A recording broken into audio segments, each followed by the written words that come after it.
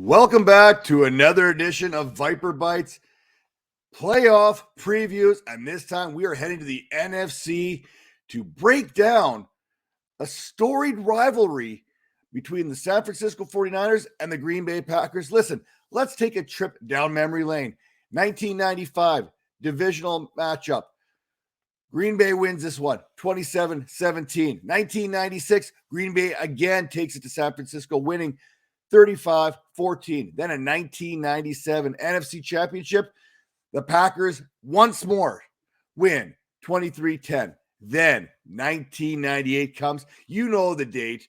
You know what it's called. The Catch Part 2. Terrell Owens down the seam. 49ers win 30-27. Then 2001 NFC Division. Packers back on top, 25-15. 2012. Here come the 49ers, 47-31. Then it gets interesting. In the wild card round back in 2013, in the frozen tundra of Lambeau Field, the San Francisco 49ers went into Green Bay and pulled out a 23-20 victory. And of course, most recently in this little rivalry, 2019 the NFC Championship, the San Francisco 49ers won 37-20 to head on to the Super Bowl, which they would eventually lose to the Baltimore Ravens. Now, we know that these guys have met many times in the past. They've also met earlier on in this season, back in week number 4, when the Packers took a little bit of a West Coast trip out to Levi's Stadium there and came out victorious 30-28 over these 49ers. Now, plenty has changed since then, and yet things still remain the same. For the 49ers, Elijah Mitchell was a non-factor, and now he has proven to be one of the best commodities at the running back position, one of the top running backs of the 2021 class. And he's been doing it all season long when he's been healthy. And guess what? He's healthy.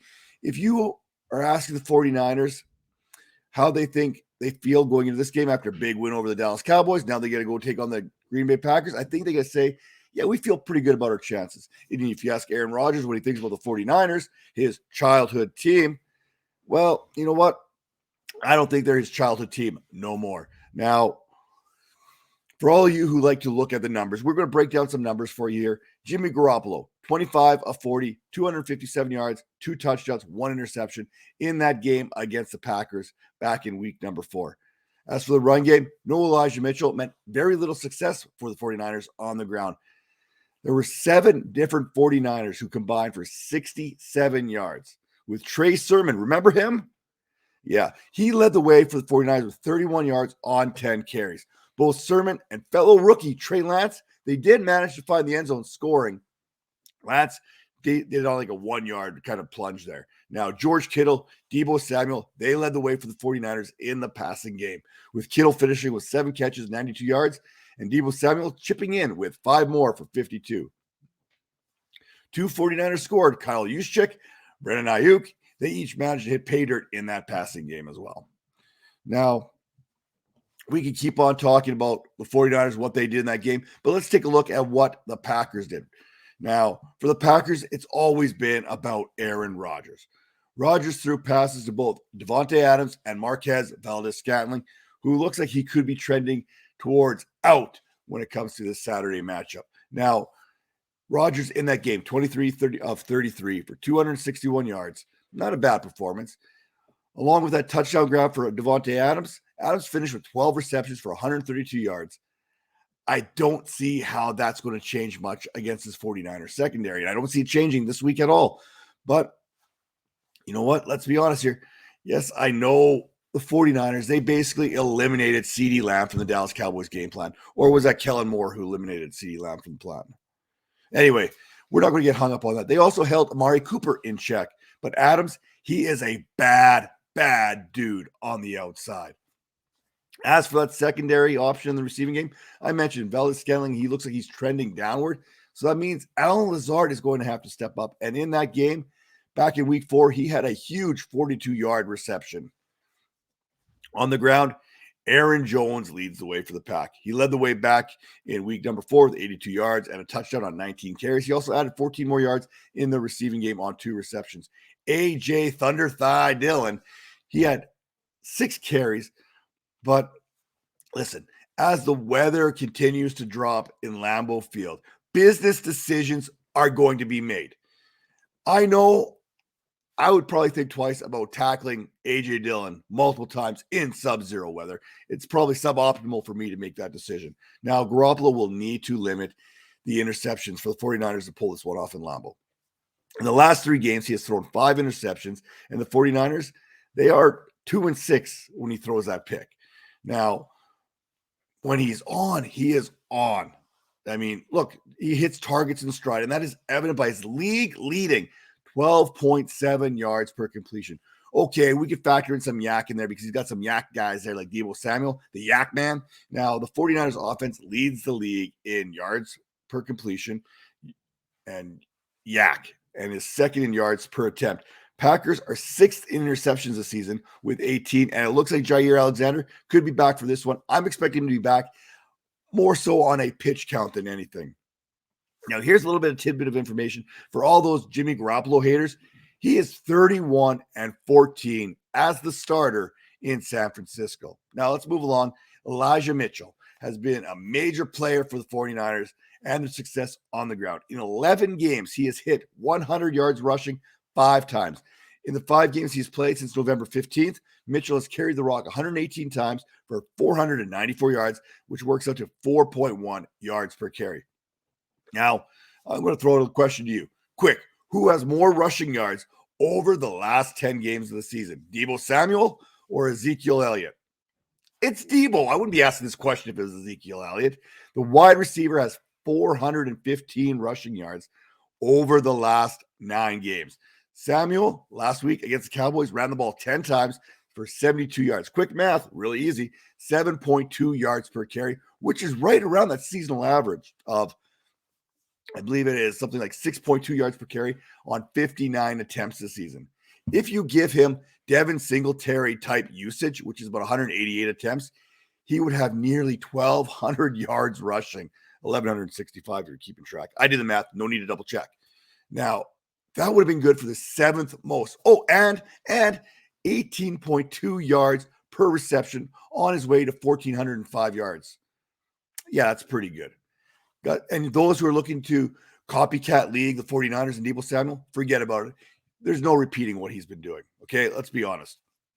Now, as for Ayuk, it looks like he has found his way out of Kyle Shanahan's doghouse, which he basically had permanent residence in early on in the season. In the last 4 games, he has 19 receptions, 307 yards, and he's basically turned into that second option for these 49ers in the passing game because George Kittle, where have you gone? 4 games and 4 times with less than 30 receiving yards. Now, maybe there's some hope for Kittle here this week because during the fantasy season, the Packers have allowed the 11th most fantasy points to the tight end position, allowing 8 touchdowns and 871 yards. Now, Garoppolo will need to get Kittle involved in the passing game, even if it's something as simple as maybe chipping Zadarius Smith, who looks like he's going to be back for this game, and then leaking out on short patterns, maybe just to not only to help that passing game, but to kind of slow down that pass rush that I'm expecting the Packers to bring this week. Now, for the Packers, can the Packers slow down the run game of the 49ers? It has been an issue all season long, allowing 4.7 yards per carry, which is 29th in the National Football League.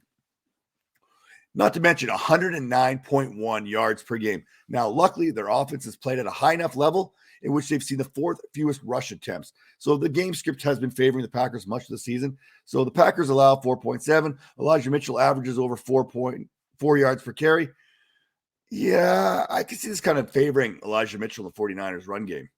But now, Rodgers and this Packers offense, they have been scoring more often than not over the last 8 weeks, scoring a touchdown on 35% of the possessions. And over that period, Mr. Rodgers and his neighborhood have not been friendly to the opposition. 71% completion rate, 8.1 yards per attempt, 20 touchdowns, 1 interception, while accumulating a passer rating of 117.8. Now, good news is Aaron Rodgers, David Bakhtiari, he's going to be back this week. He was back in week 18, got a little bit of run there. He's resting a lot of load management type stuff. But, hey, the one thing I cannot turn my attention away from is Aaron Rodgers' playoff record, 11-9. Can he really get outplayed by Jimmy Garoppolo in Lambeau Field this week? Anyway, Aaron Jones A.J. Dillon. They have been making quite the pair down the stretch. As the weather has turned and the calendar has flipped, Dillon has been getting more run as of late. Like I said, would you honestly want to tackle A.J. Dillon in sub-zero weather? I didn't think so. Now, the Packers are going to bang with Dillon, especially inside the 5, letting Aaron Jones do his thing between the 20s. Jones has been averaging 6.1 yards per carry over the last 4 games, and this combination of the two has been able to keep both backs fresh. Now, when DeVante Adams hits 100 yards, the Packers win. Green Bay is 7-0 this season when Adams records 100 yards receiving. Adams could see plenty of Emmanuel Mosley in this one. Mosley, 65.6 rate, 56.4 completion percentage. He allows 5.8 yards per target, but he hasn't allowed a touchdown. Now, Amari Cooper, 6 catches, 64 yards. CeeDee Lamb, 1 catch, 21 yards last week against the 49ers. For me, this comes down to who can perform best under pressure.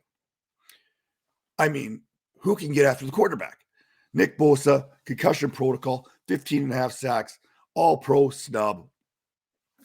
Can he get after Aaron Rodgers this week? The Packers line ranked 18th according to PFF. Last week, San Francisco, 5 sacks, 14 hits on Dak Prescott. For the Packers, can they get after Jimmy Garoppolo and force some bad throws? We know he's prone to some poor decisions from time to time. This Niners O-line kept him pretty clean last week against the Cowboys, who have a pretty healthy pass rush.